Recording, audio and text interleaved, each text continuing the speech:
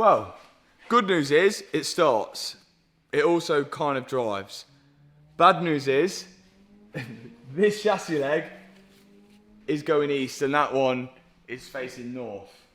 We need to work out how we're going to fix that, and the only way to work out how we're going to fix it is to find out how far back the damage has actually gone. And to do that, we're going to need to remove everything off around it. Engine, wheels, suspension, the full lot. We're straight into it. We're committed. We're doing it.